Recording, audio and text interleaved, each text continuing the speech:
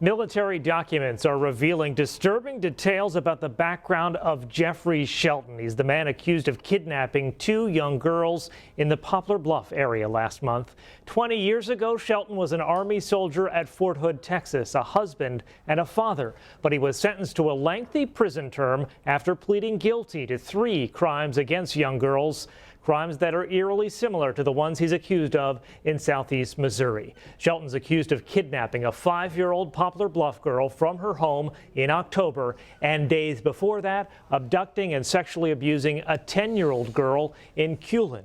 News 3 Stephanie Tyrpak has been looking back at Shelton's history. She's here now with a closer look for us. Stephanie. Eden, there are more than 400 pages in the military court records for Shelton that are just now being released to us.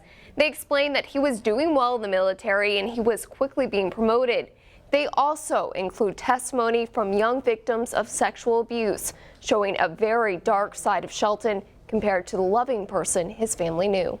Military court testimony shows 23-year-old specialist Jeffery Shelton had been considered a model soldier at Fort Hood in Texas. The husband and father was called above average in service to his country, but lawyers at his trial argued Shelton was actually the worst kind of soldier, creating a facade for the whole world to see. The court-martial documents lay out the brutal details of Shelton's crimes, starting with abusing the 6-year-old stepdaughter of a friend several times beginning in December 1989, sometimes while the girl's family was in another room. In April 1990, Shelton tried to abduct a 13-year-old girl from a nearby convenience store by asking her to help with his broken truck. He tried to shove her into the cab and speed away.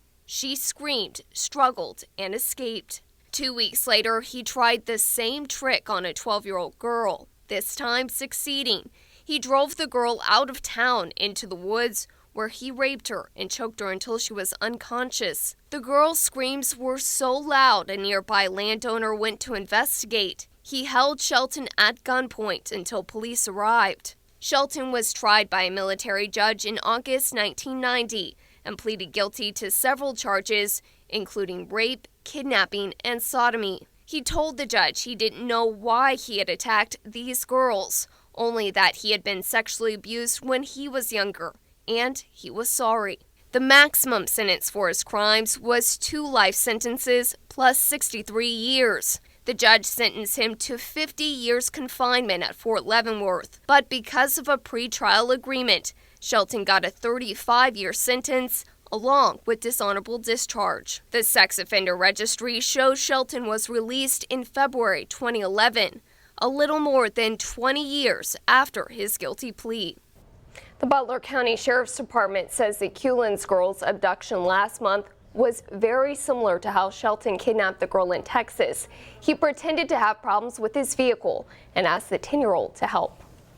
So do we know why he served just 20 years when the judge wanted 50 years for a sentence and he couldn't have gotten life behind bars? Well, Eden and I spoke with local attorney Daniel Kay, who spent several years with the JAG Corps. He says dishonorable discharges are rare for the Army, and that may have played a role in the shorter sentence. He also says from his experience, 35 years is a long time for a court-martial sentence. Okay, Stephanie, thank you.